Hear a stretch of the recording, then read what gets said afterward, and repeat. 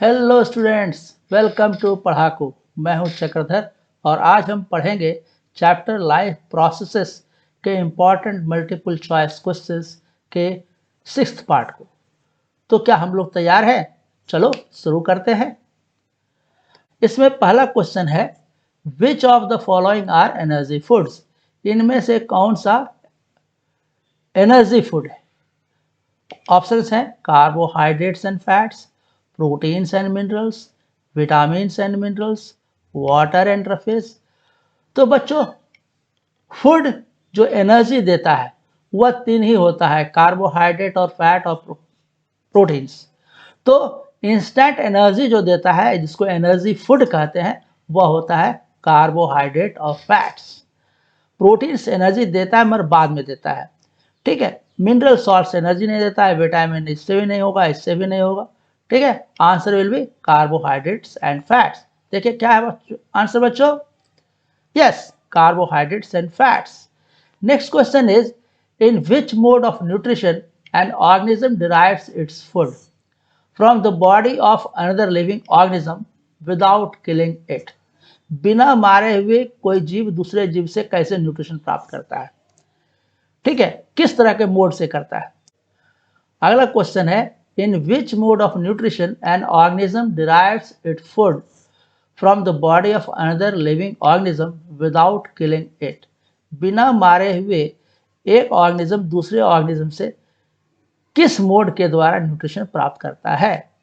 Options हैं saprophytic nutrition, parasitic nutrition, holozoic nutrition, autotrophic nutrition. तो बच्चों, इसमें से एक ऑर्गेनिज्म दूसरे ऑर्गेनिज्म से न्यूट्रिशन प्राप्त करता है बिना मारे हुए। मारना नहीं है, बिना मारे हुए कैसे प्राप्त करता है? अब देखो ऑप्शंस, सैप्रोफिटिक, ऐसे ऑर्गेनिज्म जो सड़े गले पदार्थों से लेते हैं, या नहीं होगा। पैरासिटिक न्यूट्रिशन, ऐसे ऑर्गेनिजम्स जो दूसरे ऑर्गेनिज्म से न्यूट्रिशन प्राप्त करते हैं बिना मारे हुए, ये हो गया। और तीसरा है होलोजोइक न्यूट्रिशन, ऐसे ऑर्गेनिज्म जो पूरे का पूरे भोजन को मुंह में लेके खा जाते हैं। और फिर है ऑटोट्रॉफिक, यानी या फोटोसिंथेटिक ऑर्गेनिजम्स होगा। तो बच्चों, इस तरह का ऑर्गेनिज्म कौन सा होगा जो बिना मारे हुए दूसरे ऑर्गेनिज्म से अपना भोजन प्राप्त करता है? That is parasitic organisms. जैसे पैरासिटिक ऑर्गेनिज्म कौन सा होगा? लीच, मॉस्किटो, बेड बग, ये सब क्या है? हम लोग को मारता नहीं, जान से नहीं मारता है, मगर अपना न्यूट्रिशन प्राप्त कर लेता है। देखिए बच्चों, आंसर क्या है? Yes, parasitic nutrition.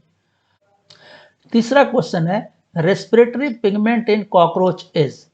कॉकरोच का रेस्पिरेटरी पिगमेंट कौन सा है? Blood, haemocyanin, chlorophyll, haemoglobin. हम लोग जानते हैं कि कॉकरोच में के ब्लड को कहते हैं हीमोलिम्फ, ठीक है। और इस हीमोलिम्फ में ही रेस्पिरेटरी पिगमेंट पाया जाता है, और वह रेस्पिरेटरी पिगमेंट है हीमोसाइनिन। और यह हीमोसाइनिन कॉकरोच में, स्नेल्स में, घोंघा में, सितुआ में यही रेस्पिरेटरी पिगमेंट हीमोसाइनिन पाया जाता है। और दूसरा भी, यह भी पिगमेंट है, क्लोरोफिल है, यह प्लांट्स में, ग्रीन प्लांट्स में मिलेगा। हीमोग्लोबिन है, यह भी पिगमेंट है, और यह मिलता है ह्यूमन बीइंग्स में के ब्लड में पाया जाता है। तो बच्चों, इसका आंसर क्या होगा? Haemocyanin. Yes, it is haemocyanin. Next question is, the filtration units of kidney are called? Options है यूरेथ्रा, यूरेटर, न्यूरॉन और नेफ्रॉन। तो बच्चों, किडनी के अंदर जो यूनिट्स पाए जाते हैं उस यूनिट को क्या कहते हैं? नेफ्रॉन, ठीक है। यही इसी को कहते हैं यूरिनिफेरस ट्यूब्यूल्स, यूरिन फॉर्मेशन करने वाले ट्यूब्यूल्स। तो ये सब जो है, यूरेथ्रा पेशाब की नली है, यूरेटर किडनी से निकलता है, न्यूरॉन ये नर्वस सिस्टम का चीज है, इसलिए आंसर विल बी नेफ्रॉन। देखिए आंसर क्या बच्चों? Yes, it is nephron. अगला क्वेश्चन है, oxygen release during photosynthesis comes from? Photosynthesis के दौरान ऑक्सीजन किसके द्वारा रिलीज होता है, किससे निकलता है? ऑप्शन है वाटर, क्लोरोफिल, कार्बन डाइऑक्साइड और ग्लूकोज। ध्यान से देखना बच्चों। अब देखो, हम लोग जानते हैं फोटोसिंथेसिस में फोटोलिसिस की प्रक्रिया होती है, यानी फोटोलिसिस यानी वाटर मॉलिक्यूल्स का ब्रेकडाउन होता है। तो वाटर मॉलिक्यूल क्या होता है? H2O, H2 और O टूट गया, ऑक्सीजन देखो यहां रिलीज हो रहा है, तो बच गया हाइड्रोजन। और हाइड्रोजन क्या करता है? वह कार्बन डाइऑक्साइड के साथ मिलकर के यह ग्लूकोज या स्टार्च बनाता है। In this way oxygen is released from water. Answer क्या होगा बच्चों? Water. Yes, it is water. अगला क्वेश्चन है, the blood living the tissues becomes rich in. Blood जो टिश्यूज से निकलता है उसमें क्या ज्यादा मात्रा में पाया जाता है? हीमोग्लोबिन, कार्बन डाइऑक्साइड, वाटर और ऑक्सीजन। बच्चों टिश्यूज में हर समय रेस्पिरेशन की प्रक्रिया होती रहती है, रेस्पिरेशन का रिएक्शन होते रहता है। तो उसमें क्या हो जाएगा? ब्लड जो टिश्यूज से निकलेगा तो उसमें क्या बड़ा हुआ रहेगा? वो होगा कार्बन डाइऑक्साइड। ठीक है बच्चों, देखिए आंसर क्या है बच्चों? Yes, it is carbon dioxide. अगला क्वेश्चन है, which of the following is the incorrect statement.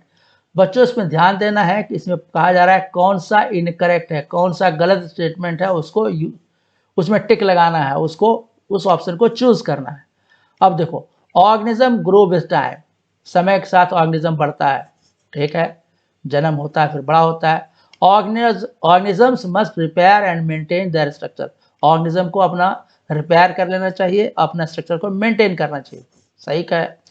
फिर है, the movement of molecule does not takes place among the cells. Cells के अंदर मॉलिक्यूल्स का मूवमेंट नहीं होता है, तो यह एकदम गलत है। जब भी लिविंग ऑर्गेनिज्म होगा उसके अंदर मूवमेंट ऑफ मॉलिक्यूल्स होगा ही होगा, सेल के अंदर मूवमेंट ऑफ मॉलिक्यूल्स होगा ही होगा, यानी ये गलत है। अब देखिए अगला क्या है, energy is essential for life process. Life process के लिए एनर्जी की जरूरत है, ये सही है। यानी इस तरह से option C is the correct answer. That is, देखिए बच्चों ऑप्शन क्या है? Yes, C, movement of molecule does not takes place among cells. ठीक है। अगला क्वेश्चन है, द इंटरनल या cellular energy reservoir in autotrophs is. अब देखो सेलुलर एनर्जी रिजर्वोयर कौन सा है? सेल के अंदर का जो एनर्जी है उसको कहां जमा रहता है? ऑटोट्रॉफ्स में। ऑटोट्रॉफ्स क्या हो बच्चों? Green plants. ग्रीन प्लांट्स में एनर्जी रिजर्वोयर क्या है? ऑप्शंस है glycogen, protein, starch, fatty acid.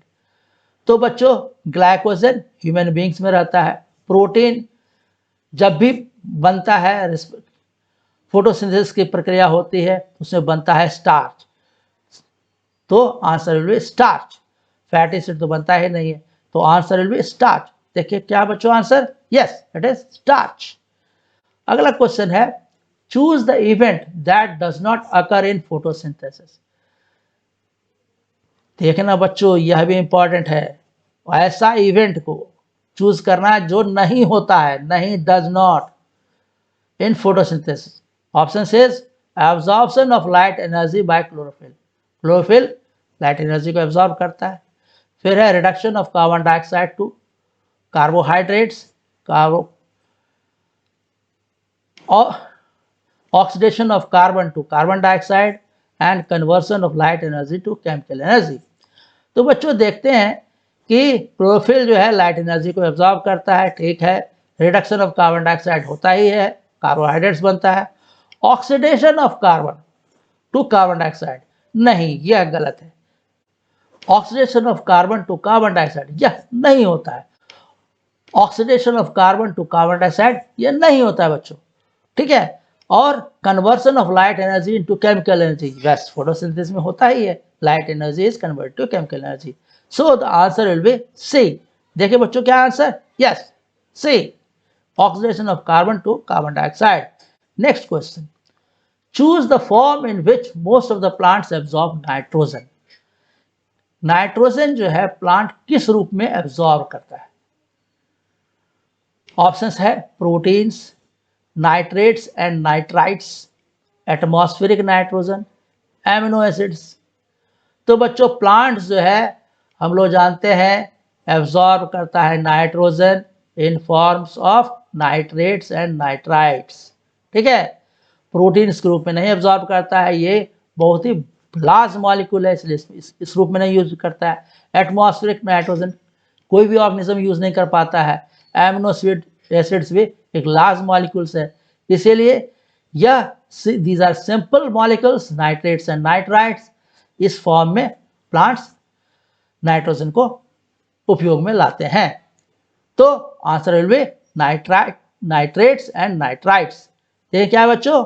Yes, nitrates and nitrites.